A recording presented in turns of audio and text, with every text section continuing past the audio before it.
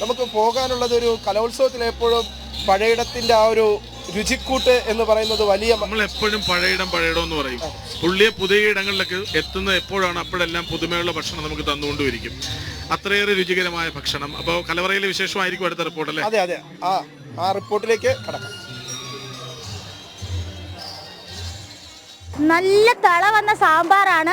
ഊട്ടുപുരയിൽ ഉച്ചക്കത്തേക്കുള്ള വട്ടങ്ങളെല്ലാം ഒരുങ്ങുന്നുണ്ട്. ഞാനിപ്പോൾ നിൽക്കുന്നത് പഴയിടം നമ്പൂതിരിയുടെ ഊട്ടുപുരയ്ക്കകത്താണ്. ഇവിടെ സാമ്പാറൊക്കെ റെഡിയായി, നല്ല മണം. അതോടൊപ്പം തന്നെ പരിപ്പ്, പായസം, തോരൻ, അവിയൽ, മധുര പച്ചടി, അങ്ങനെ എല്ലാം റെഡി ആയിട്ടുണ്ട്.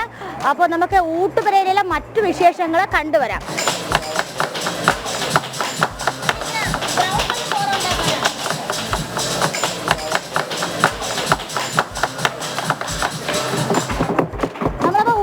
ക്യാബേജ് കട്ട് ചെയ്യുന്ന പണിയിലാണ്. തിരുവല്ലല്ലേ ഏട്ടാ സ്ഥലം? തിരുവല്ല അല്ലേ? എരുമേലി. എരുമേലിയുള്ള സുഭാഷ് ചേട്ടനാണ് നമ്മുടെ ക്യാബേജ് കട്ട് ചെയ്യുന്നത്. ഉച്ചക്കത്തേക്കുള്ള തോരത്തിനുള്ളതാണ്. തോരൻ സാധാരണ ഈ പരിപ്പും പയറൊക്കെ ഇട്ടിട്ടൊരു ക്യാബേജ് തോരൻ വെക്കുന്നത്, നല്ല ബ്രൗൺ കളറിൽ.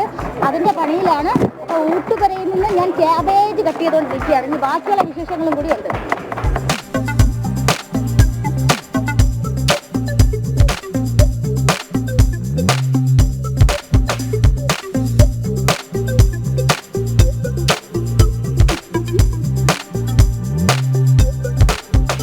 മഞ്ഞ കളർ പച്ചടിയെ കാട്ടി എന്താ ഈ കളർ മാറാൻ പ്രശ്നം? കളറ് പഞ്ചസാര ഇടുമ്പോൾ വരുന്ന കളറാ. പഞ്ചസാര ഇടുമ്പോൾ അതിന് മുമ്പ് എന്തെങ്കിലും മുളക് പൊടി പഞ്ചസാരയാണല്ലേ? മുളക് പൊടി, മഞ്ഞപ്പൊടി, തേങ്ങ എല്ലാം ഉണ്ട്.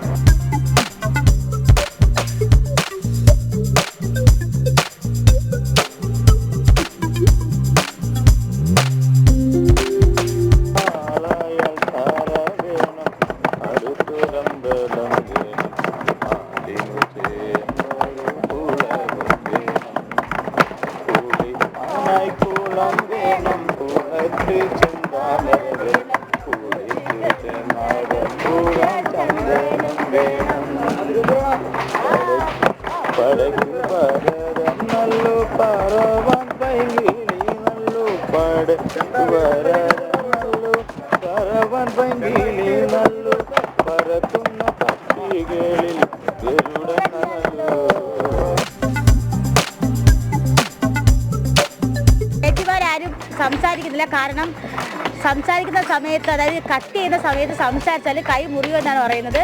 അപ്പോൾ ഇവരെല്ലാവരും വേറെ ജില്ലയിലുള്ള അല്ലേ? ചേച്ചി എവിടുന്നാ? കായംകുളം. എല്ലാവരും കായംകുളക്കാരാ. എല്ലാവരും ഈ ടീമിന്റെ ഭാഗമാണ്. എല്ലാ സ്ഥലത്തും പോകും. പോകും.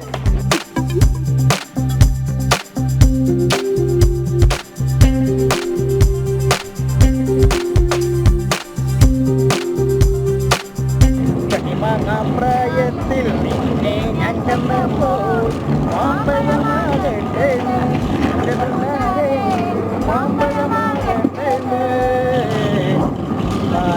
കുളിച്ചാലും കുളിച്ചാലും കക്കവേലു തീരല്ലോ എന്നെ പൊന്നാരെ, കക്കവേലു തീരല്ലോ. പ്രായത്തിൽ ഞാൻ ചെന്നപ്പോൾ